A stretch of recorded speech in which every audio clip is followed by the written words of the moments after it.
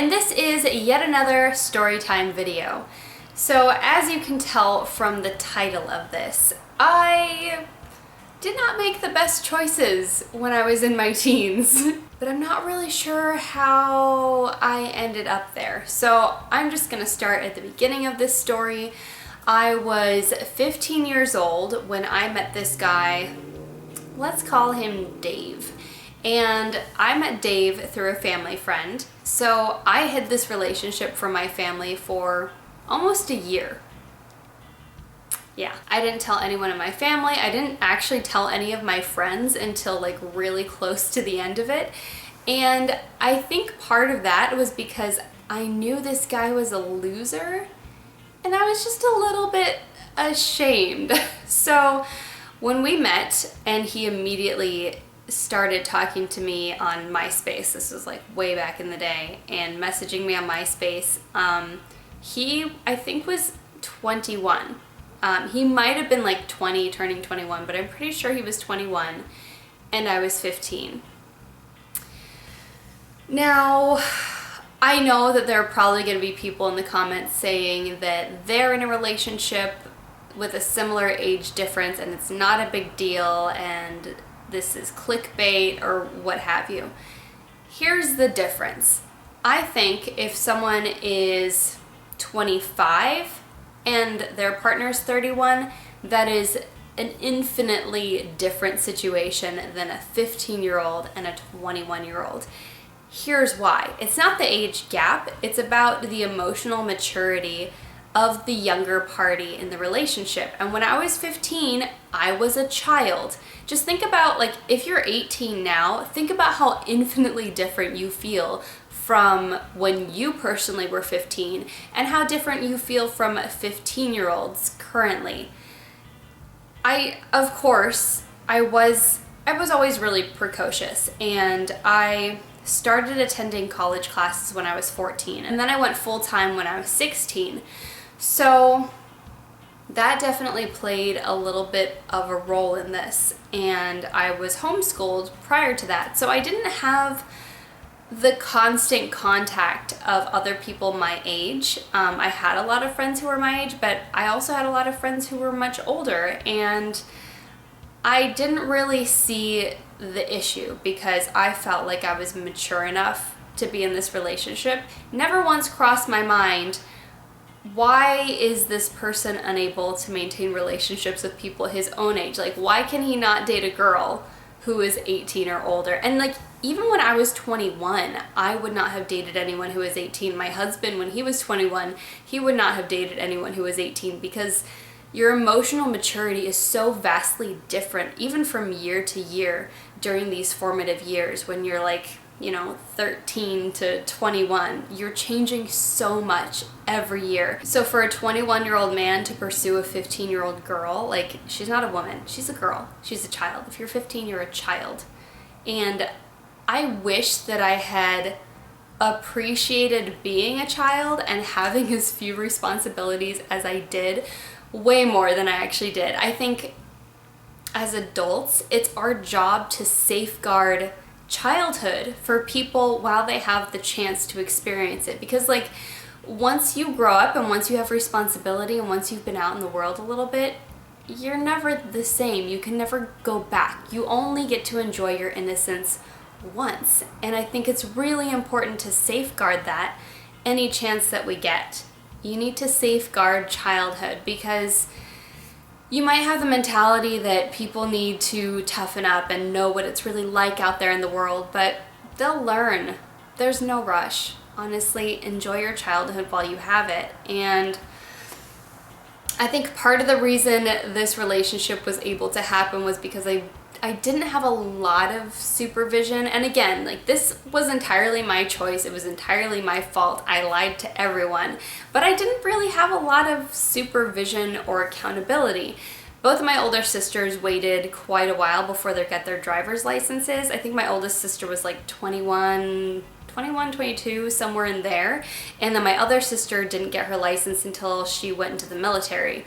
So I got my driver's permit as soon as I possibly could, and I was driving I learned how to drive stick shift so that I would be able to borrow my parents' car, and I had way more freedom than my sisters did, and I would just, kind of do my own thing. And since I was the youngest child in the family, I feel like family dinners didn't really happen that often anymore, and we didn't have family time, and we didn't have like a time when we didn't have like a designated check-in time.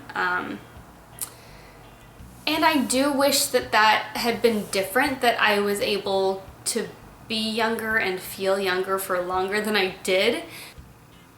I think I grew up way too fast. Definitely. So even if you're young and you feel mature for your age, legally you cannot consent to any type of romantic relationship with an adult. It's very problematic. There's a reason for the age of consent being 18, at least, here in California. I know it's a lot lower in some other states, like as low as 14, which I think is absolutely absurd.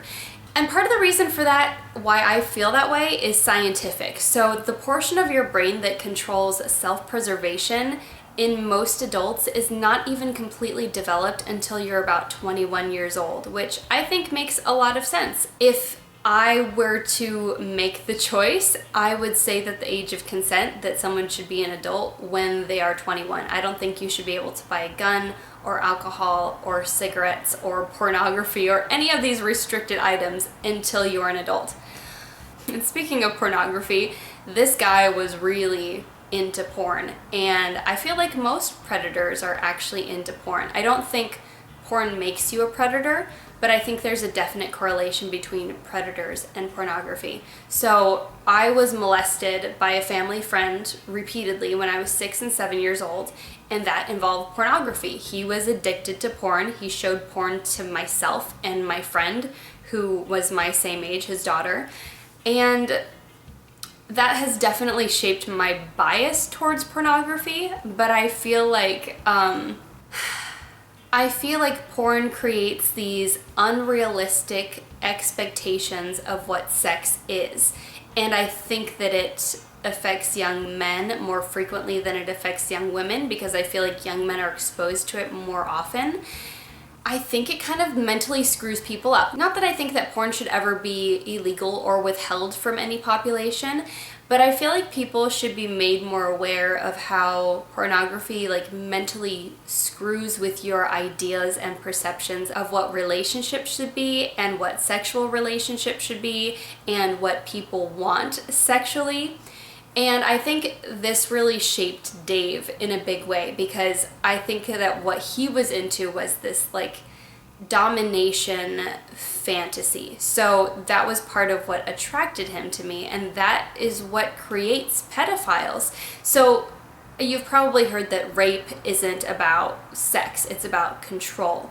And I think this is related to that. I think it's a little bit of a mental illness, this domination, this sexual domination fantasy.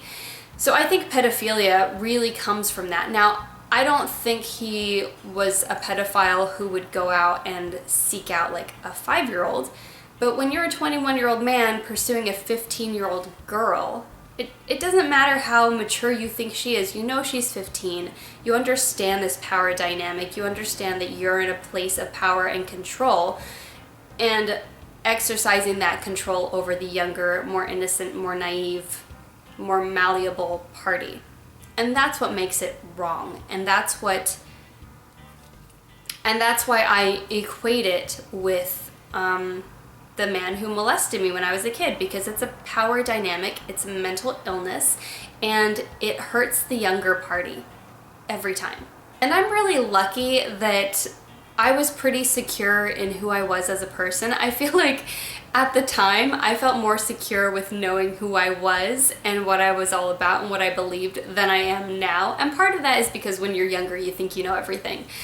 But I was lucky that I was so self-assured at that point in my life, because our relationship consisted pretty much of the occasional date, us sneaking around to be together, and him trying to get me to do sexual things that I wasn't interested in doing, that I wasn't ready to do, that I didn't want to do.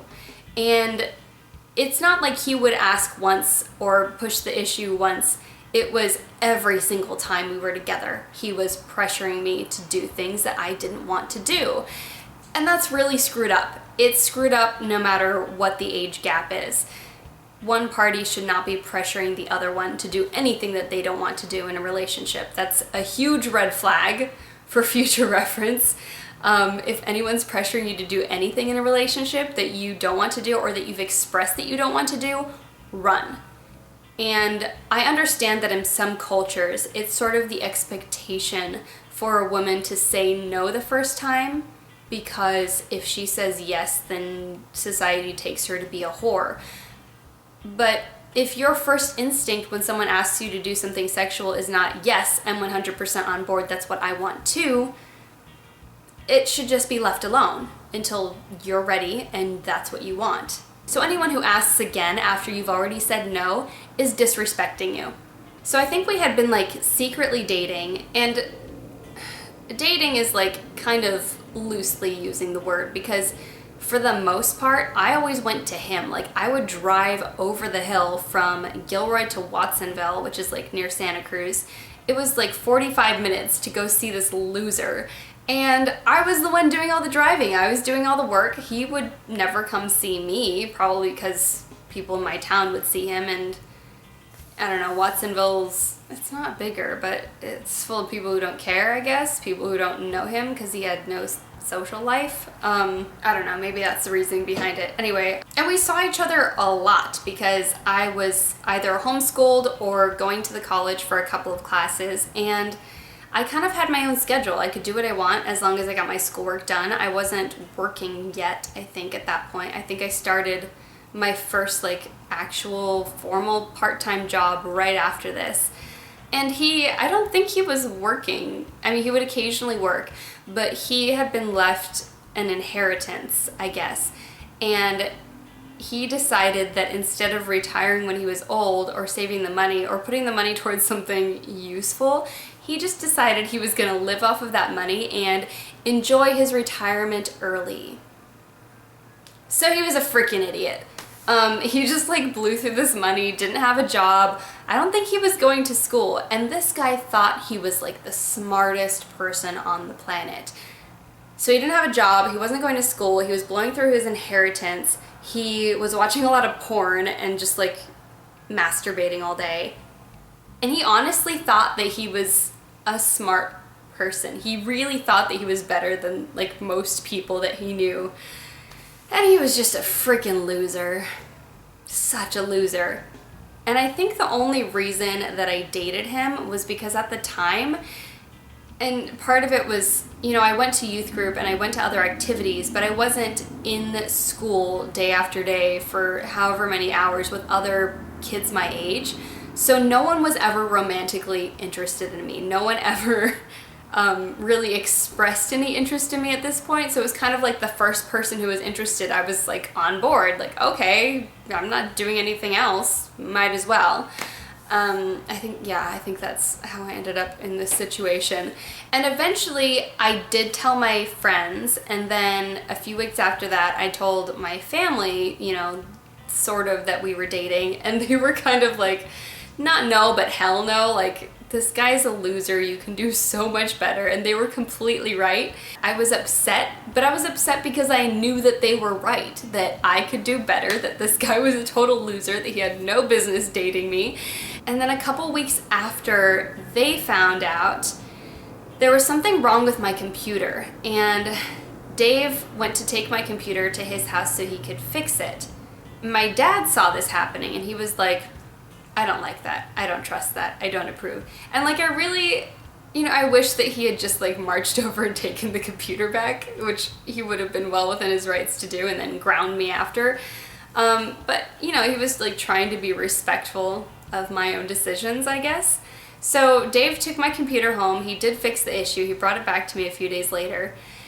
And that week, I had been meeting up with this guy that I had met at the bank that I went to. And we were just like meeting as friends. Like, I was always interested in making new friends. I honestly thought that guys would feel the same way too.